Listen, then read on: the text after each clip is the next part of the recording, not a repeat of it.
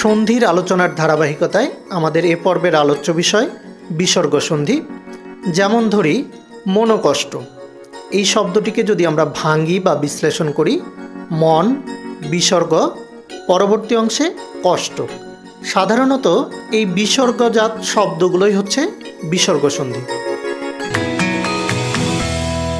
বিসর্গ সন্ধি, প্রথমত আসি, বিসর্গ সন্ধি দুইভাবে গঠিত হয়। একটা হচ্ছে বিসর্গ প্লাস ব্যঞ্জন, আর একটা হচ্ছে বিসর্গ প্লাস স্বরধ্বনি। তাহলে কি বললাম, বিসর্গ একবার ব্যঞ্জনের সাথে যাবে আর একবার বিসর্গ স্বরধ্বনির সাথে যাবে। এই দুইভাবে মোট বিসর্গ সন্ধি তৈরি হয়। এবার আসি, বিসর্গ সন্ধি মূলত দুই প্রকার। কয় প্রকার? দুই প্রকার।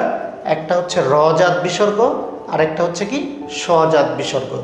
মূলত বলাই হয় যে বিসর্গ হচ্ছে র এবং শয়ের একটা প্রতিরূপ, মানে র এবং শয়ের জন্যই বিসর্গ আসে বা বিসর্গর জন্যই র এবং স আসে। বিসর্গ সন্ধি শুনতে কঠিন হলেও একেবারেই সহজ। বিসর্গ সন্ধিতে আসেন, প্রথম নিয়মটা হচ্ছে যত জায়গায় আমরা র অথবা স পাবো, স বলতে তালব্য স, মূর্ধন্য স, দন্ত স, তিনটাই। কি বলছি? যত জায়গায় র এবং স পাবো সব জায়গায় আমরা বিসর্গ বসিয়ে দেব। যত জায়গায় র এবং স পাবো সব জায়গায় যদি আমরা বিসর্গ বসিয়ে দেই, তাহলে বিসর্গ সন্ধির 50% সমাধান করা হয়ে যাবে। দেখেন, আমরা কিছু এক্সাম্পল লিখেছি। প্রথম এক্সাম্পল অন্তর্গত। এখানে আপনি র খুঁজে পাচ্ছেন না, কিন্তু রেপ তো পাচ্ছেন। রেপ, রফালা, এগুলো হচ্ছে কি রয়ের মতোই বা রয়ের পরিবর্তে আসে বা রয়ের জন্য আসে, রজাত। এখন আসেন, তাহলে অন্তর্গত, যে জায়গায় আপনি রেপ পাচ্ছেন, এই যে অন্ত, এরপরে আপনি বিসর্গ বসাবেন রেফের জন্য, পাশে বাকি যে অংশটুকু থাকে গত, প্লাস চিহ্ন দিয়ে এই গত লিখে দিলেই হয়ে যাবে। এবার আসি পুনরায়। এখন খেয়াল করেন, পুনরায়, এখানে কিন্তু পুন, এরপরে একটা কিন্তু র আছে, তাহলে এই রয়ের পরিবর্তে আমরা কি বসাবো? বিসর্গ। দেখেন, পুন লিখে রয়ের জন্য আমরা কি বসাইছি? বিসর্গ। এরপরে এই যে দেখেন, খেয়াল করেন, স্বরধ্বনির কিন্তু একটা অংশ আছে আ, তাহলে এই আ থেকে শুরু করে বাকি অংশ বসবে পরবর্তী পর্বে। তাহলে দেখেন, এই যে আয়, তাহলে পরবর্তী অংশটুকুতে এই যে প্রথমে পুন, তারপরে কি আয়, আর মাঝখান থেকে যে ঘটনাটা ঘটলো সেটা হচ্ছে রয়ের জন্য কি চলে আসলো? বিসর্গ চলে আসলো। আমাদের মূলত নিয়মই ছিল এটা, যে যত জায়গায় আমরা র এবং স পাবো, র এবং স এর পরিবর্তে আমরা কি বসাবো? বিসর্গ বসাবো। এবার আসি 3 নাম্বার। দেখেন, র এর এক্সাম্পল গেল। এখন আসি তালব্য স, নিশ্চয়। 3 নাম্বার কি? নিশ্চয়। তাহলে নিশ্চয়, দেখেন, নিয়ের পরে কি আছে? তালব্য স। এই তালব্য স্বর জন্য আমরা একটা বিসর্গ বসাইলাম, তারপর বাকি থাকে চয়, চয় অংশটুকু আমরা ওই পাশে দিয়ে দিলাম, হয়ে গেল ভাঙ্গা। এরপরে আসি নিষ্ঠুর। এবার আছে কি? মূর্ধন্য স। মূর্ধন্য স্বর জন্য তাহলে আমরা কি বসাবো? বিসর্গ বসাবো, বাকি থাকে ঠুর, ওই অংশটুকু আমরা ওই পাশে দিয়ে দেব।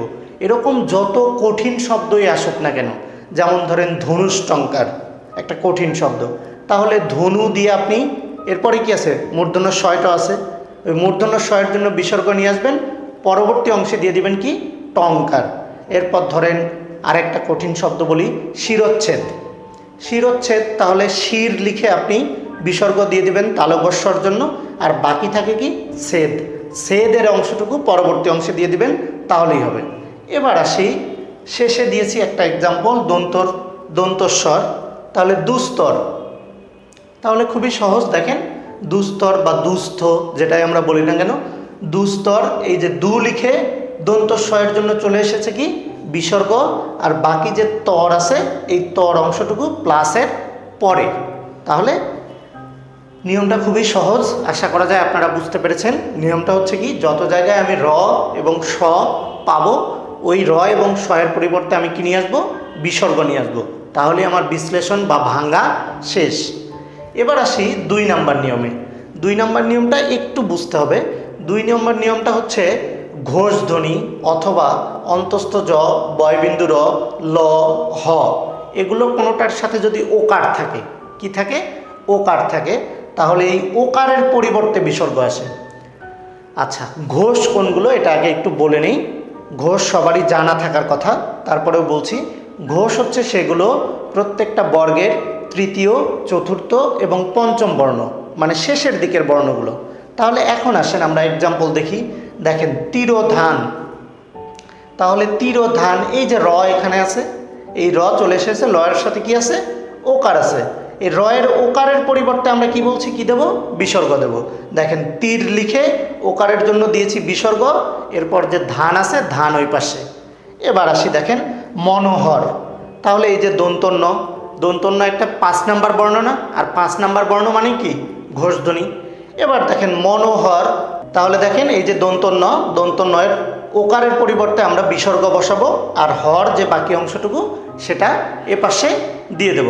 তাহলে এই ছিল 2 নাম্বার নিয়ম, এবং খুবই সহজ একটা নিয়ম, যে ওকারের পরিবর্তে আমরা কি বসাবো? বিসর্গ বসাবো। এবার আসি 3 নাম্বার নিয়মে।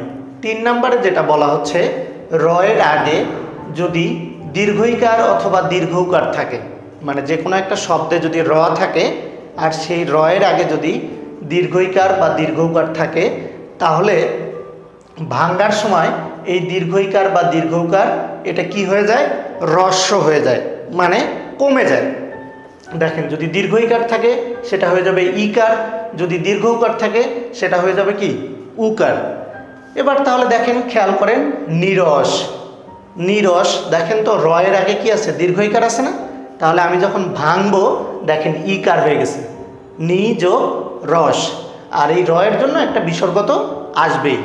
এবার আসেন পরেরটা, খেয়াল করেন, নীরব, খেয়াল করে দেখেন ওই আগের মতো র আছে, এর আগে কি আছে? দীর্ঘইকার আছে। তাহলে এই যে দেখেন হ্রস্ব হয়ে গেছে, মানে ছোট হয়ে গেছে। দীর্ঘইকারটা ভাঙ্গার সময় কি হবে? ইকার হবে, এর সঙ্গে কি আসতেছে? এর সঙ্গে আসতেছে র, বাকি যে অংশটুকু থাকে। তাহলে এই ছিল আমাদের 3 নাম্বার নিয়ম। এবার আসি 4 নাম্বারে। 4 নাম্বার নিয়মটা হচ্ছে, কিছু কিছু ক্ষেত্রে বিসর্গ অপরিবর্তিত থাকে। কি বললাম? কিছু কিছু ক্ষেত্রে বিসর্গ অপরিবর্তিত থাকে। এই অপরিবর্তিত থাকার 2-1টা শব্দ আমাদেরকে মনে রাখতে হবে। যেমন একটা আমি লিখেছি নিস্তব্ধ, খেয়াল করে দেখেন ভাঙ্গার সময়ও নি যোগ স্তব্ধ, আবার যখন আমরা লিখছি তখনও কি আছে? বিসর্গ অপরিবর্তিত আছে। এই যে নিচে আরেকটা লিখেছি প্রাতরাস, দেখেন প্রাত যোগ রাস, ভাঙ্গার সময়ও বিসর্গ আছে, আবার যখন মূল শব্দ তখনও বিসর্গ আছে। তাহলে এরকম কিছু কিছু শব্দ আছে যেগুলোতে কি থাকে? বিসর্গ অপরিবর্তিত থাকে। এটা কোনো প্রকার নিয়ম কানুন না, কিন্তু বিসর্গ অপরিবর্তিত থাকে, এরা নিয়ম মেনেই থাকে আর কি। এবার আসি নিপাতনে সিদ্ধ।